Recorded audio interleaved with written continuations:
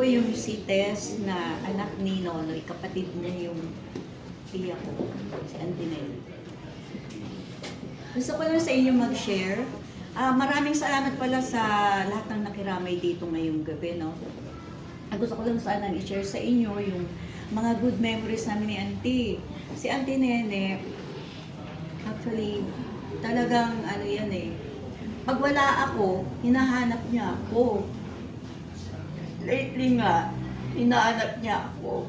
Kasi ako yung nagmamasahe sa kanya. Yun ang iniiyak ako. Mabait kasi si Auntie sa akin. Oo, nakapagalitan niya ako kasi siyempre, bata pa ako na nagiging pasaway ko. Pero siyempre, ganun pa man, bilang tiya, nangdidisiplina sila. Masasabi ko lang yung tiya ko napaka, ano siya, generous, at saka, tumutulong talaga siya. Sabi niya, sabi ni mama, ni papa, gano'n siya magsalita. Kapag daw wala yung isang kapatid, tulungan. So when every time na pupunta ako sa bahay niya, lagi niya, Uni, sabi niya, na minsan binibigyan niya talaga ako ng pera. Sabi ko, Auntie, wag na. Sabi ko, may pera naman ako. Hindi, sabi niya, service mo yan eh. Kasi nagmamassage talaga ako. Nagsaservice usage ako. So, yun ang hindi ko pwedeng kalimutan sa mabuting nagawa ng auntie ko. Let's not talk about the sad past. Ano na lang natin yung good memories na lang. Oo. Lahat ng kamag-anak niya, kinikwento niya, mahal niya, sinasabi niya sa akin, nagkikwento yan sa akin.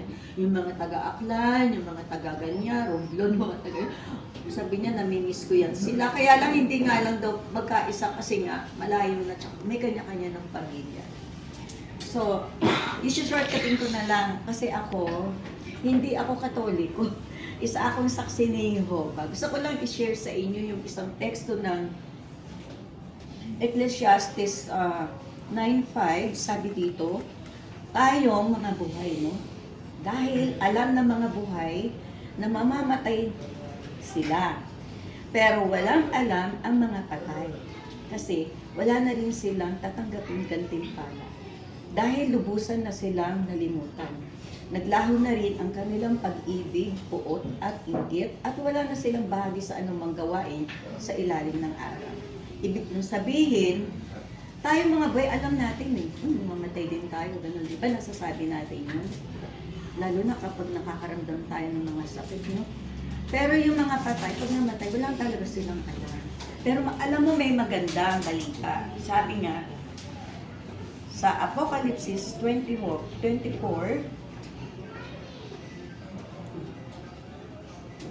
21 verse 4. Sabi,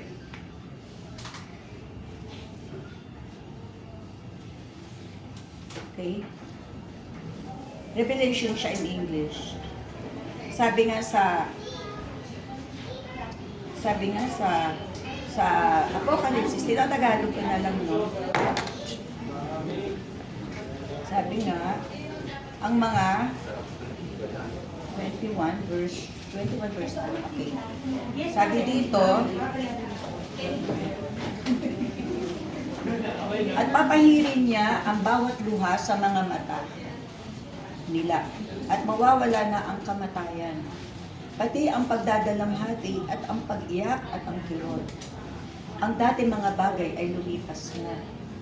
Ito salita ito ng Diyos, kasulatan ito mula sa Biblia. Sinabi nga na, di ba kanina sinabi ko sa Ecclesiastes 9:5, wala nang kaalaman ang isang patay. Pero dito, binibigyan tayo ng pag-asa na magkakaroon ng magkabuhay muli. Kasi binuhay nga ni,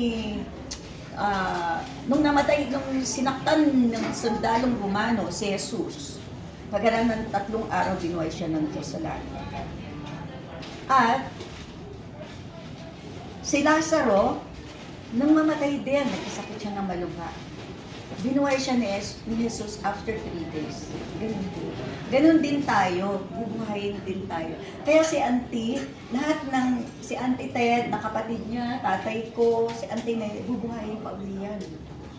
Sa bagong sistema.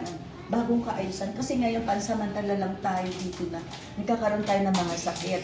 Pagtanda at kamatayan. Wala tayong bigtas eh. Kaaway natin ang kamatayan. Kaya ito talaga ang goal ko na, sige po, Amang Jehovah, kung ano man mangyari sa akin, gawin ko ang inyong kalooban. Maglingkod ako sa inyo. Mamatay man ako, buhayin niyo ako. Nasa sa inyo po yun. Ayon sa gawa ko. Kung gagawin ko yung kanyang kalooban. Lahat tayo binibigyan ng pag-asa. Hindi lang ako, lahat tayo, kahit hindi saksi ni Jehovah, kahit mga Katoliko, bibigyan niya ng pag-asa. Lahat yan. Kasi ang Diyos hindi naman malupit eh. Siya ay pag-ibig. Diba sinasabi, God is love? Kaya hindi siya malupit. Pag namatay ba isang tao na sagasaan, na aksidente, kasi kalooban ng Diyos, hindi po totoo yun. Kasi ang Diyos pag-ibig yan. Kaya bubuhayin siya muli si Auntie. Kung umiiyak man tayo ngayon, nagdadalamati tayo, sinalulungkot tayo kasi nawala siya. Pero may hope talaga.